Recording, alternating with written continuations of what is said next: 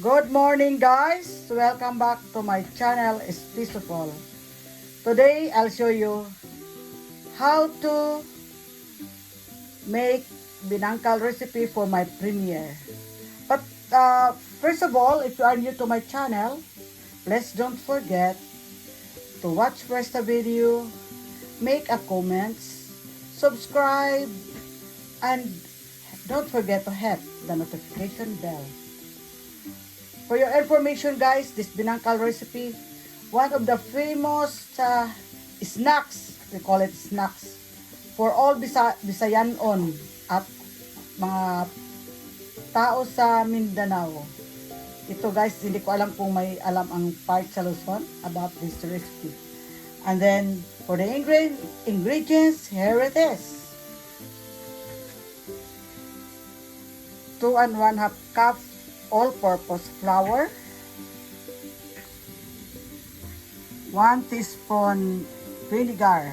I usually add vinegar or milk para kung mag-mix ka kasi ng parang mayroon ka ma-feel na ibang lasa sa kung may kasama na baking soda.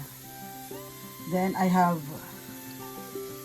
1 tablespoon, 3/4 cup brown sugar, half teaspoon baking soda, half teaspoon salt, 2 tablespoon oil, 2 teaspoon baking powder, 2/3 cup water, and sesame seeds and oil for frying. And now let's proceed. We will proceed for mixing all the ingredients for my recipe, my own version of Binangkal.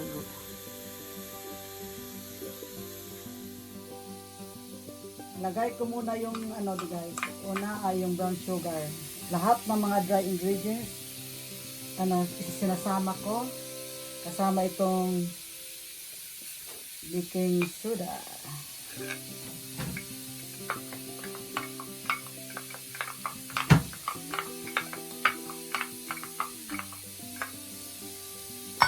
Then, baking powder. Ito 2 tablespoon.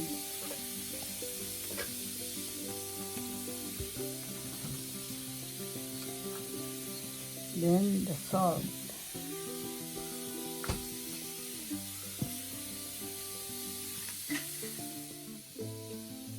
Lagay ko muna yung guys. Una ay yung brown sugar.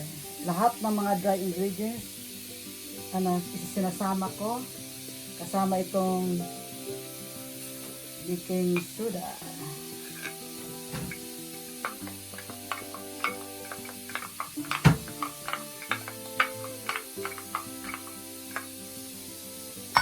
Then baking powder. Ito 2 tablespoon.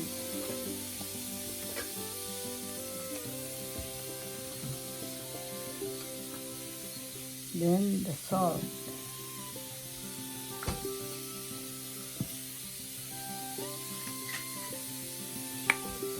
Ito na guys ang mga mga ingredients, ilahok ko na dito kasama. Lahat ito ay nandito na lahat ang mga dry ingredients katulad ng 3/4 brown sugar, yung half teaspoon na baking soda, 2 1/2 cup flour, 1/4 teaspoon salt, at saka yung baking powder. Dito na lahat na siya, mix na. Then, i-mix na natin yung yung water. At saka, ilagay na natin yung oil. At saka yung suka. Ayan, dito na lahat. Ito na. Haluin lang ito guys. Haluin mo. At ito na ang aking recipe din. Later i-molds mo. Kailangan mo talaga ito. Maayos mo pagka gagamitan na lang natin ito guys ng kamay.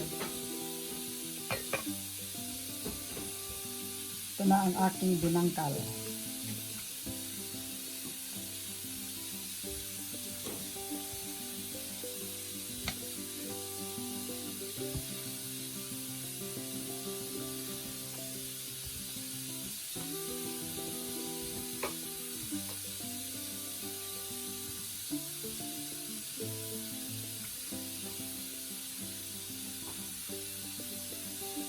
Sa tingin ko kulang pa ito ng tubig kasi minsan may mga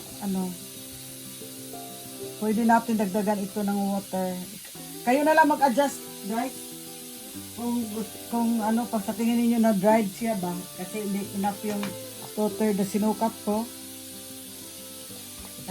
Dagdag ka. Kaya sobrang dry lang. Ito na talaga ang mixture niya. Kulang yung aking 2/3. Depende kasi yan sa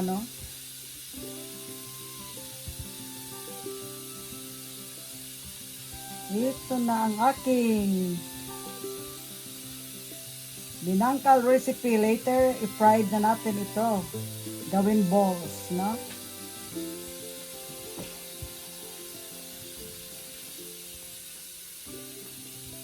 Okay, watch na lang kayo guys. Ito na, kita mo? Ganito na. Pero, mag-balls na ako. Okay guys, ito na. Ready for fried na ang aking binangkal recipe. Nagpakulo pa ako ng tubig. Ganito siya guys. Mag ka nang gawin nito mo to ng balls.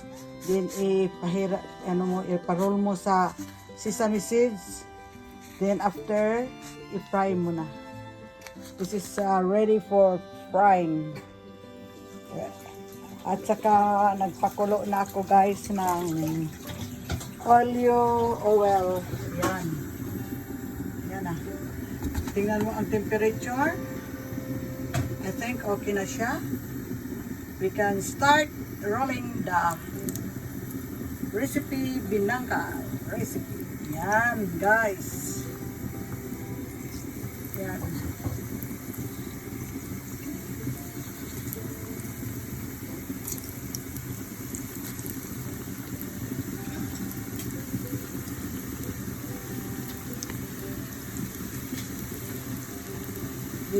Kontrolin mo na medium lang ang para hindi siya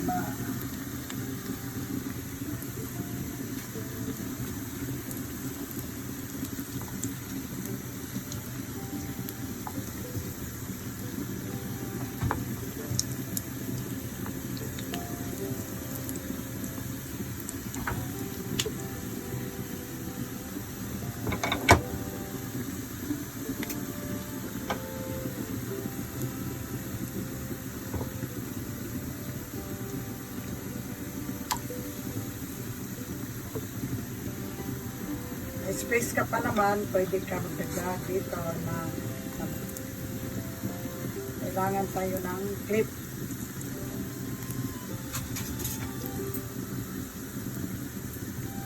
Mas maganda guys kung gamit kayo ng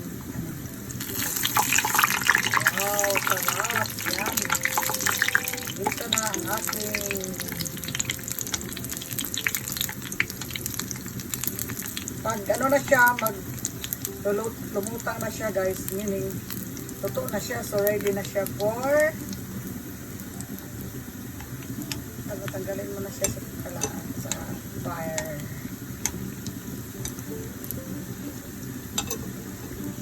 May haonan.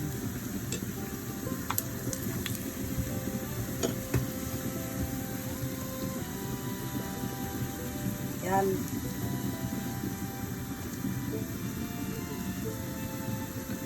Hanguin na natin siya dahil ready to eat na ang aking binangkal.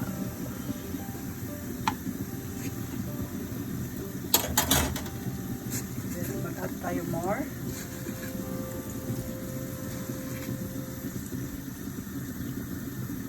Kanina medyo may pa ito yung hindi masyadong siya dahil hindi pa na set ko ang kanyang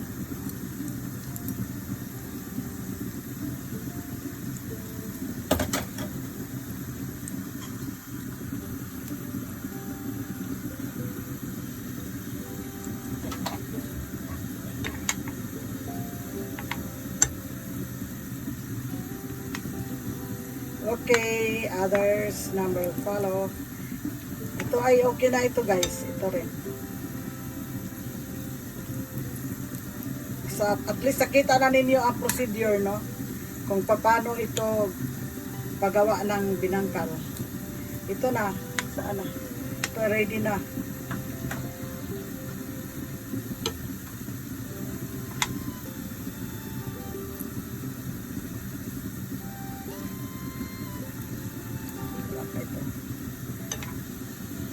Turn lang.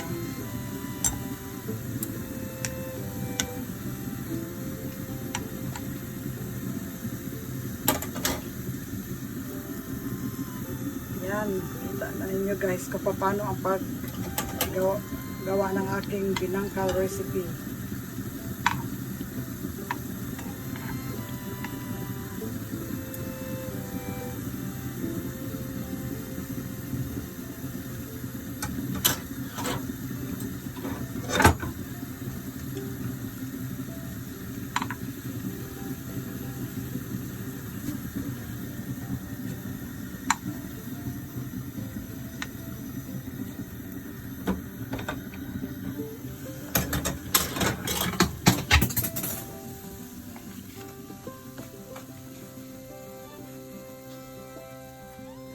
Dito na guys ang aking